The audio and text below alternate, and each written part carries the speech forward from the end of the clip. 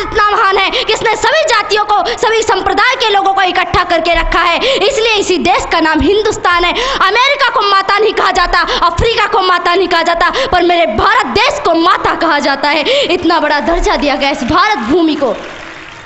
तो ऐसी ये भारत भूमि, आपने भी कई संतों के मुख से सुना कि इस देश का बच्चा बच्चा राम है।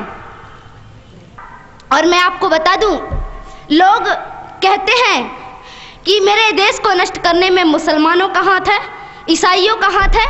उनका जो हाथ है सो हाथ तो है, पर मैं तो कहती हूँ कि इसमें हिंदुओं का भी हाथ है। अरे लकड़ी को भला लोहे की कुल्हाड़ी क्या काट सकती है? कुल्हाड़ी में लकड़ी का हत्था ना होता तो लकड़ी के कटने का रास्ता ना होता। लकड़ी को केवल लकड़ी काट सकती है, कभी लोहे की कुल्हाड़ी नहीं काट सकती। इसलिए हमारे देश को एक हिंदू ही काट रहा है। उन हिंदुओं को मैं कह रही हूं कि आप जो धर्मांतरण कर चुके हैं हिंदू, हमारे देश में धर्मांतरण अमर बेल की तरह फैली जा रही है। देश में और गांव में ईसाई मिशनरी आ जाती हैं, हमारे धर्म में आ जाओ, हम तुमको मुक्ति देंगे। एक किसान था, हल चला रहा था, उससे कहा कि क्या कर रहे हो? बोले खेती कर रहा हूं भैया। बोले कि इसमें क्या सुख? अरे चलो हमारे साथ, भगवान ईशा की पूजा करो, वो तुम्हें मुक्ति देंगे। बोले कौन मुक्ति देंगे? बोले भगवान ईशा। बोले ये कौन है? बोले ये भगवान के, गॉड के बेटे हैं। अच्छा, गॉड के बेटे, तो हम गॉड के बेटे के पास क्यों जाएं? हमारा संपर्क तो सीधे भगवान से रहता है। हम तो खुद भगवान के बेटे हैं, क्योंकि गीता में भगवान कहते हैं ममैव वंशो जीव लोके जीव भूतः सनातन। ये हर जीव ईश्वर का पुत्र है। हम ईसा के पास क्यों जाए? भगवान के पुत्र के पास क्यों जाए? हम तो स्वयं भगवान से संपर्क रखते हैं। जब हम राष्ट्रपति को जानते हैं तो प्रधानमंत्री के पास जाने की क्या जरूरत है? इसलिए आपका संपर्क सीधे परमात्मा से होना चाहिए। एक बात, बहुत अच्छी बात याद आ रही है कि एक पादरी, एक कॉन्वेंट स्कूल में पादरी आकर बैठ गया और अपनी ईसाइयत की डींग हाँकने लगा। और एक बच्चा बड़ी देर से सुन रहा था, खड़ा हो गया। उसने कहा कि पादरी महोदय, एक बात मैं आपसे बोलूं। पादरी ने कहा कहो। बोले क्या आपका ईसाइयत धर्म हिंदू धर्म की आलोचना करना सिखाता है? पादरी एकदम अवाक रह गया, कुछ नहीं बोला।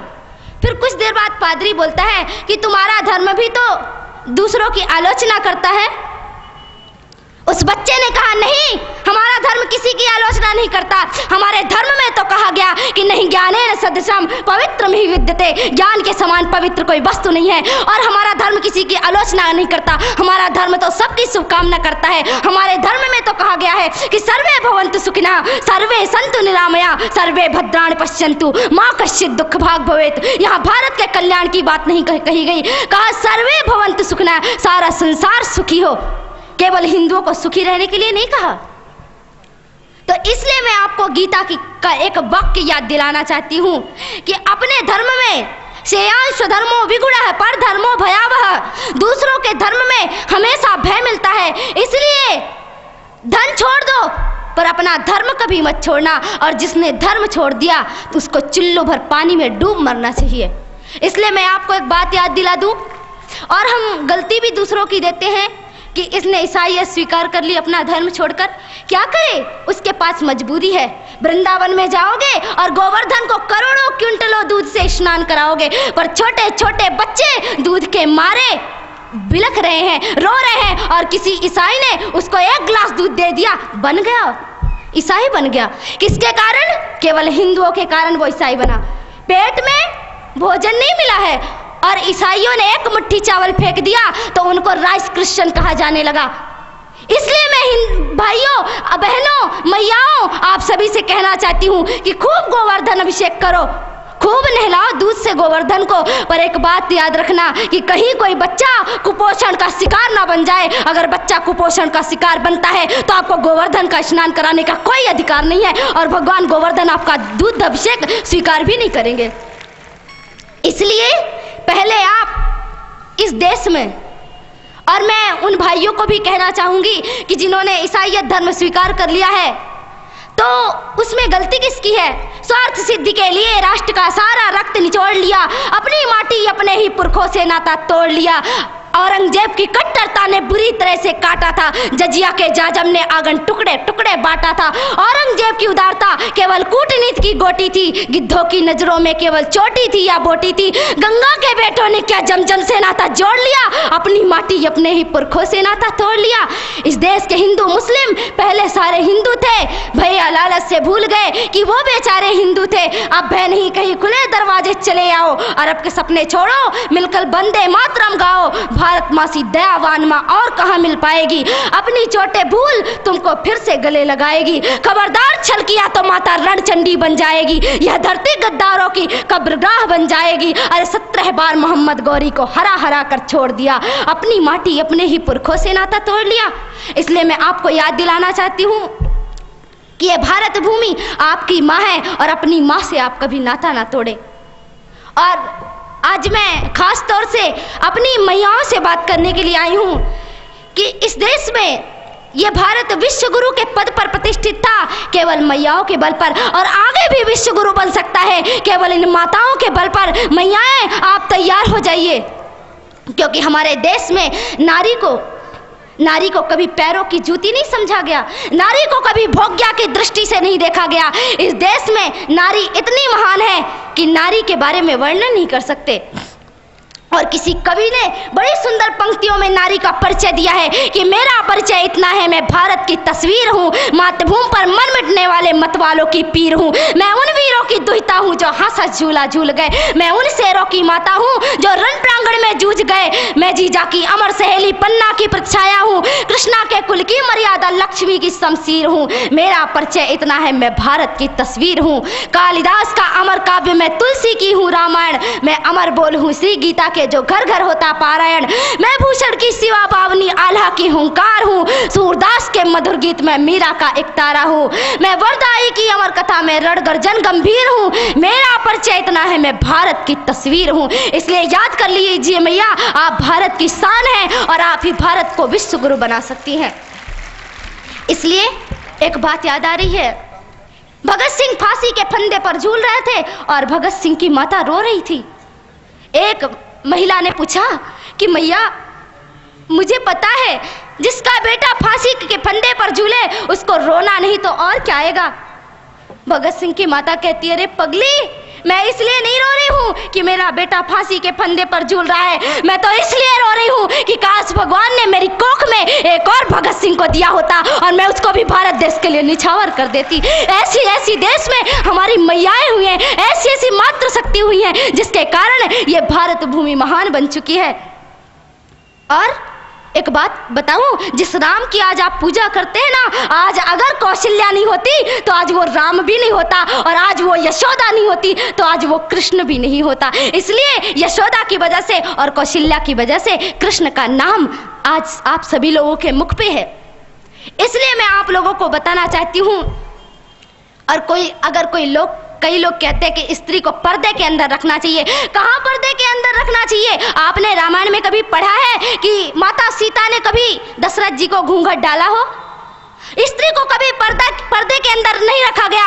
अगर स्त्री पर्दे के अंदर रहती तो दशरथ के साथ रण मैदान में कैकेयी कभी दिखाई नहीं देती, ज्ञान के मैदान में यज्ञवालक को ललकारती हुई गार्गी कभी दिखाई नहीं देती, और रण के क्षेत्र में रानी लक्ष्मीबाई कभी दिखाई नहीं देती। स्त्री को कभी पर्दे के अंदर नहीं रखा गया।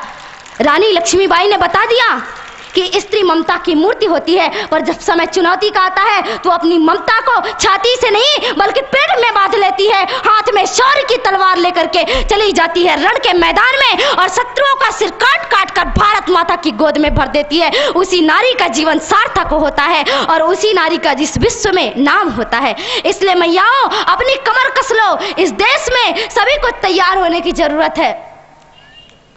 मैं आपको याद करा दूं कि गुरुजी जन्म शताब्दी समारोह में आज से करीब 2-3 साल पहले मैं आपके पास आई थी, और यहाँ पे मैं आई थी तो उस समय मैंने सुना था कि यहाँ पे कितना अत्याचार, कितना भ्रष्टाचार हो रहा है। इस देश में हमने जिसको रहने की शरण दी, हमारा भारत इतना महान कि कहता है सभी को कि आओ हमारे पास रुको, सभी को आसरा दिया, सभी को शरण दी, पर यहाँ के लोग ही जिनको हम शरण देते हैं वही हमारे साथ गद्दारी करते हैं। क्यों? क्योंकि हिंदू सीधा साधा और सरल है। हमारे देश में इतना अत्याचार और इतना भ्रष्टाचार फैला हुआ है, किसके कारण? केवल हम लोगों की शांति के कारण। अभी आपने सुना होगा बहुत से लोगों से कि कहते हैं कि आजकल कहते ना लोग कि शांति का अब जमाना नहीं रहा, कि माला लेकर बैठ जाओ बस शांति हो गई। आपने गाना सुना होगा, मुझे माफ करिएगा जो इस गाने के अनुयायी होंगे, एक गाना बजता है कि दे दी हमें आजादी बिना खड़ग बिना ढाल, साबरमती के संत तूने कर दिया कमाल। तो ये गाना मुझे बिल्कुल पसंद नहीं है, क्योंकि इसमें आया कि दे दी हमें आजादी बिना खड़ग बिना ढाल। अरे कैसे खड़ग बिना ढाल के बिना आजादी मिल गई? कितने कितने वीरों ने इस देश के लिए सिर कटाए हैं, तब हमको आजादी मिली है। बिना लड़े आजादी नहीं मिली है।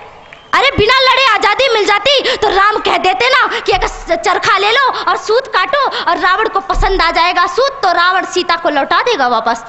क्यों नहीं राम ने चरखा पकड़ा दिया सबको? तो केवल चरखा पकड़ने से और सूत काटने से आजादी नहीं मिलती, और शांति का भाषण देने से आजादी नहीं मिलती। राम ने अपने प्रत्यंचा पर अपनी धनुष पर तीर चढ़ाया और रावण के संग वध किया, तब माता सीता वापस आई। हिंदुओं, आप राम बनो और अपने धनुष को तैयार कर लो, और तभी इस देश से आतंक नष्ट विनष्ट होगा। आप सभी लोग तैयार हो जाइए। और मैं आपको एक बात कह दूं कि आज आप सभी लोगों को तैयार होना है। जब इस देश में 26 जनवरी को स्वतंत्रता का संग्राम मनाया जा रहा था, आजादी का संग्राम मनाया जा रहा था, चारों ओर खुशियां ही खुशियां थी, तब कश्मीर की केसर की क्यारियों में बारूदी सुरंगें फोड़ी जा रही थी। भाड़े से आए हुए कितने आतंकवादियों ने पता नहीं कितने निरपराध आदमियों को, कितने मासूमों की हत्या कर दी। तो वहां पर किसी नेता ने आंसू नहीं बहाए, पर बाबरी का ढांचा गिर जाने पर रोने वाले नेता छाती पीट पीट कर रोते थे। ऐसे छाती पीट रहे थे जैसे रावण के मरने पे मंदोदरी ने भी अपनी छाती नहीं पीटी होगी। इन देश के नेताओं को देखो, ये कुत्ते हैं और ये टुकड़ों के बल पर पल रहे हैं।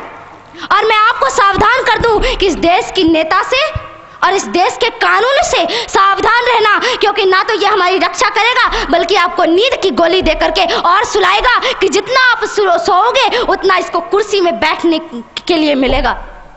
इस देश के नेता कली बेच देंगे, चमन बेच देंगे, धरा बेच देंगे, गगन बेच देंगे। अगर तुम यूं ही सोए रहे राष्ट्रभक्तों तो ये बांट के भिखारी सारा वतन बेच देंगे, नीलाम कर देंगे मेरे देश को। इसलिए इस देश को नीलाम नहीं करना है, आप सभी लोगों को तैयार होना है, मुट्ठी बांध करके कहना है कि भारत देश हमारा है, हमारा था और हमारा ही रहेगा। और इस भारत देश पर किसी ने आंख उठा के देखी तो उसकी आंखें नोच ली जाएंगी, उसकी आंखों को नोच करके गिद्धों के सामने फेंक दी जाएगी। इसलिए आप सभी लोगों को तैयार होना होगा। आज मैं आपको बता दूं कि इस देश में क्या हो रहा है। आज भी आप जाइए कश्मीर में तो वहां किसी हिंदुओं को चैन से जीना नहीं मिलता। कश्मीर में कश्मीर के लोगों को मार मार कर भगाते हैं। लोग घायल अवस्था में जम्मू के और दिल्ली के फुटपाथों पर लेटे हुए हैं। हमारा नेता कभी भी ये पूछने नहीं आया कि तुम्हें क्या तकलीफ है, तुम्हें क्या परेशानी है। कोई भी वहां पे पूछने के लिए नहीं जाता। पर मैं आपसे कहती हूं कि आप तो हिंदू हैं, एक हिंदू दूसरे हिंदू की पीड़ा समझ सकता है। मैं आप लोगों से कहना चाहती हूं कि अब आतंक का नष्ट होना चाहिए। इस देश से आतंक का नष्ट तभी होगा जब आप सभी लोग तैयार होंगे, आप सभी लोग खड़े होंगे। क्यों? हमारे देश में राम सेतु पर ऐसा राम सेतु और भगवान श्री राम द्वारा बनाया गया वह सेतु, उसको तोड़ने की बात कह दो कि जिस हाथों से राम सेतु टूटेगा उन हाथों को हम काट कर फेंक देंगे। और जो हमारे देश में हमारे राम का नहीं वो हमारे किसी काम का नहीं। जो राम से नहीं मिल सकता वो हमसे भी नहीं मिल सकता, और उसको लात मारकर इस देश से बाहर निकाल देना है। और मैं आप लोगों से कहना चाहती हूँ कि सभी लोग तैयार हो जाइए। बस भगवान श्री राम हमारी प्रतीक्षा कर रहे हैं। भारत माता अपनी बाहों को फैलाए हुए है और कह रही है कि मेरे बेटो, मैं तुमको गले से लगाने के लिए तैयार हूं, पर एक शर्त पर, जब तुम इस देश को, इस भारत भारती को पुनः विश्व गुरु के पद पर प्रतिष्ठित करोगे, तब भारत माता आपको चैन की नींद सुलाएगी। कृष्ण ने गीता में महाभारत के युद्ध के समय पे शंख बजाया। केवल कृष्ण को बांसुरी नहीं बजानी आती, कृष्ण शंख भी बजाता है। और कृष्ण ने शंख बजाया और शंख बजा करके कहा कि इस देश में पहले शंख बजा करके सबको जागृत करो, और जब सब जागृत हो जाएं तो फिर चैन की बांसुरी बजाना, फिर चैन से बैठ जाना। पहले राम का धनुष बाण उठा करके इस देश से रावण को खत्म कर दो, फिर कृष्ण की बांसुरी बजाने के लिए बैठ जाना। भारत माता तो स्वयं तैयार बैठी है और हमें डराया जाता है। दूसरी बात, अभी मैंने आपको कहा कि कुछ तो भय में लोग संप्रदाय जातियों को बदल देते हैं और कुछ लोग डर के मारे। तो आप बता दो, आप कौन हो? अरे शेर कौन होता है? जंगल का राजा होता है ना। और शेर को किससे भय होता है? अरे आप शेर है, शेर को किसी से डर नहीं होता। बता दो उन मुल्लों को, पाकिस्तानियों को, ईसाइयों को कि हम डरते नहीं अणुबम्बों से, विस्फोटक जलपोतों से, हम डरते हैं ताशकंद शिमला जैसे समझौतों से। सियार भेड़िए से डर सकती सिंगों की औलाद नहीं, भरतवंश के इस पानी की है तुमको पहचान नहीं। आइटम बम बना करके तुम किस्मत पर फूल गए, 65, 71 और 99 के युद्धों को शायद भूल गए। तुम याद करो, अब्दुल हमीद ने पैटर्न टैंक जला डाला, हिंदुस्तानी नेटो ने अमरीकी जेट जला डाला। तुम याद करो, गाजी का बेड़ा झटके में ही डुबा दिया, ढाका के जनरल नियाजी को दूध छठी का पिला दिया। तुम याद करो 90,000 उन बंदी पाक जवानों को। तुम याद करो शिमला समझौता, इंदिरा के एहसानों को। पाकिस्तान ये कान खोल कर सुन ले कि अब की जंग छिड़ी तो सुन ले, नाम निशान नहीं होगा, कश्मीर तो होगा लेकिन पाकिस्तान नहीं होगा। लाल कर दिया लहू से तुमने श्रीनगर की घाटी को, किस गफलत पर छेड़ रहे तुम सोई हल्दी घाटी को। जहर पिलाकर मजहब का इन कश्मीरी परवानों को, भय और लालच दिखलाकर तुम भेज रहे नादानों को। खुले प्रशिक्षण, खुले शस्त्र है, खुली हुई शैतानी है, सारी दुनिया जान चुकी ये हरकत पाकिस्तानी है। बहुत हो चुकी मक्कारी, बस बहुत हो चुका हस्तक्षेप, समझा दो उनको वरना भभक उठेगा पूरा देश। देश अगर हो गया खड़ा तो त्राहि त्राहि मच जाएगी, पाकिस्तान के हर कोने में महाप्रलय आ जाएगी। क्या होगा अंजाम तुम्हें इसका अनुमान नहीं होगा। कश्मीर तो होगा लेकिन पाकिस्तान नहीं होगा। ये आवाक्स, ये एटम बम पर हिम्मत कौन दिखाएगा? इन्हें चलाने को क्या बोले बाप तुम्हारा आएगा। अब की चिंता मत कर, चेहरे का खोल बदल देंगे। इतिहास की क्या हस्ती है, पूरा भूगोल बदल देंगे। धारा हर मोड़ बदल कर लाहौर से गुजरेगी गंगा, इस्लामाबाद की छाती पर लहराएगा भारत का झंडा। रावलपिंडी और कराची तक सब कुछ गारत हो जाएगा, सिंधु नदी के आर पार पूरा भारत हो जाएगा। फिर सदियों सदियों तक जिन्ना जैसा शैतान नहीं होगा। कश्मीर तो होगा लेकिन